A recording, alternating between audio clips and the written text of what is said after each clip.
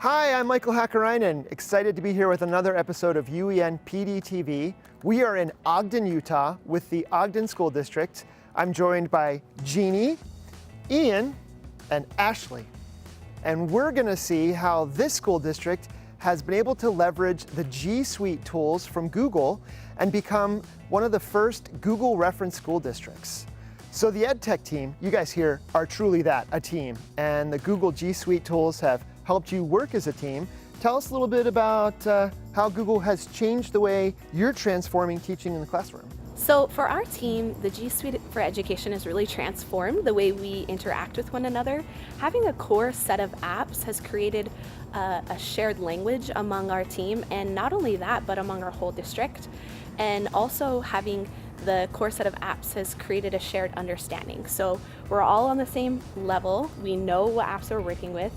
We can expect a certain level of expertise when using those apps. So Jeannie's talking about collaboration and real-time collaboration. How's that work with the Google Suite? You're the newest person on the team, so tell us about your experience. Yeah, so we have used Google tools for real-time collaboration, which has really helped our team just mesh and be able to figure things out in real time. We use Google Hangouts, we use Google Docs, Classroom, all of that stuff has really helped our team be on the same page and get things done in a timely and orderly manner. And so we work really well as a team using Google Suite. So Ian, you've been a teacher for 10 years and an EdTech for 4 years. How are the GSuite tools and the Google tools changing the way you work with teachers and across the district? Yeah, we use the Google tools to organize a lot of our collaboration and organize a lot of our professional development.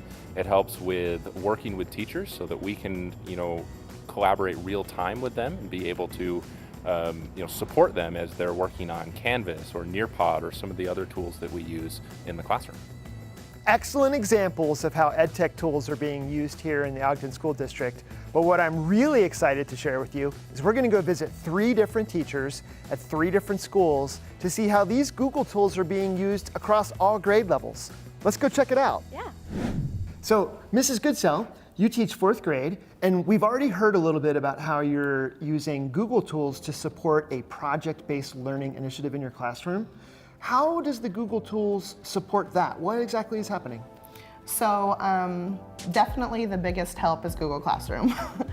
We're able to post everything on our Google Classroom and keep it organized so the kids know exactly what their rubrics are, what their tasks are, who their audiences are. So which of the tools from the Google Suite do you find students creating in the most? Slides, we've been using slides a lot lately. And sometimes, so I like to use HyperDocs a lot in my classroom also, and I turn them into like project-based. So like the ones that we've been working on this week, we're working with Area and Perimeter, and they're creating their own zoo. And so they're using Area and Perimeter and creating their own zoo with the outlines and rubrics that I've given them. So within that HyperDoc, there is a problem that they're facing and that they are creating in there.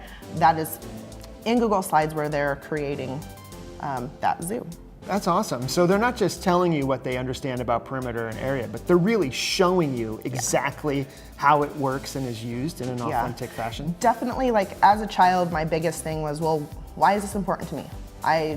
Why are you showing me this? And so I've really made an effort to make sure that my students know the real world aspects behind things, how it's going to help them in their college or career, and how this applies to their real life here in Ogden. All right, you think we could take a look at some of their work and maybe ask the kids what they think about it? Definitely, I'm sure they'd love that. So I'm talking with 3 young ladies here in Miss Goodsell's class who have been using Google Slides. Is that what you had open? Yeah. And tell me about what you were making. I heard you're building a zoo. Yeah, well, we were just making cages for the animals, so they could fit. Yeah, okay. And we also have to measure them by square meters, just so that they can all fit in the zoo and not overlap from each other. So square meters, you must be using, what are you using in math? Area and perimeter. Okay. Plus, there's this graph, and so we have to count we have to times 2 times 14 equals 28. To equal the square pin that they have to be. What's your favorite Google tool? Go. I would say Google Slides. Google Slides? Google Docs. Ooh, and Classroom. Google Classroom. Google Classroom. All right, there you go. There's your 3 favorite tools from Ms. Goodsell's class. So now we're here at Mount Ogden Junior High School with math teacher, Mr. Wright. So Mr. Wright, we hear that you're quite a pioneer using Google Tools to flip instruction. Tell me a little bit about that. How does that work? So it depends on the classroom. For my honors students, the way that I've used it to flip that classroom is I'll make a video, and then their homework assignment, rather than your typical do these 10, 15 problems, is they go home, they watch a video, and they take notes on that video. Then they come back to class the next day, and we talk about the notes. I help clear up any confusions or misconceptions, and then we practice what they learned on that video. And now being in Ogden, for my on-level students, not all of them have access to that technology at home, or some of them don't have the time. And so what I've done is kind of a modified flipped, where I will split my class into different groups. One of the groups will be watching a video of me teaching that lesson, the same one I would send to my honors students at home. They will do it here in the classroom. And then I take the other group of students, and we either review something we learned from a video the day or week before, or we're practicing a different concept that they need to know. So we often hear teachers say that they're doing a flipped classroom. It sounds like you're doing a flipped lesson, and the actual flip is occurring in here in the classroom. The kids can watch in small groups and then move through with you. So are you doing all that much lecturing in front of a whole class of 30 students? I mean, it depends on the class, and it depends on the day. Last year when I really started this, by the end of the year we did very little lecturing. Most of the time the class was split up, and then I was helping those individual students in the little groups. This year, just with time and other requirements, we haven't been able to do it as much. But typically when I'm able to do it at the level I want, there's a lot less lecturing and a lot more practice. So where do you see more student learning occurring, when you're lecturing or when they're practicing? Definitely when they're practicing, yeah, because then you get that more one-on-one help, and the students, they don't feel as embarrassed during a video having to stop it. And so when they are practicing, they've understood it better because they've had that time to watch it at their own pace. And then when they come to class, or when they're already in class and they're learning, they are a little more comfortable saying, hey, I didn't understand this part, or they were able to get a little bit more help by watching the video at their pace rather than going at my pace or the pace of the class. So in my experience working with teachers, I've asked them to make videos of themselves or even just instructional videos, and I get the same reaction from every teacher every time. I hate seeing myself on video. I hate hearing my own voice. What's your trick? How do you get past that? So the trick for the video is I don't show myself. My video is just a screen of what their notes might look like, or a specific problem that we're working on. And now the voice is kind of hard. I don't like hearing my own voice. But as I've researched into the flipped learning and into the flipped classroom, I've heard that in order to make it the best, you need to make sure that it's your voice, or a voice that they're familiar with, because that helps them understand it better, and it makes it easier for them to get that message. And so I just realized, yeah, it makes me uncomfortable, but in the end, what's best for my students. And you have to be uncomfortable to learn. Yeah. Good point. That's an excellent strategy. I like that. Let's talk a little bit about the technology. Here at Ogden, you are a Google reference district. Which tools are you using to make these videos? So one of my favorite ones to use is Screencastify. My favorite thing about it is it actually does hook up with Google Drive. And so what it is it's a Google app, or an extension I should say, where you click on it and it records your browser, or it can record Word or PowerPoint, whatever you're happening to use. And then you can interact with it, and you can record your voice as you go. Then once you're done, you can edit it, you can crop it, you can do what you need, and upload it either to your Google Drive or directly to YouTube.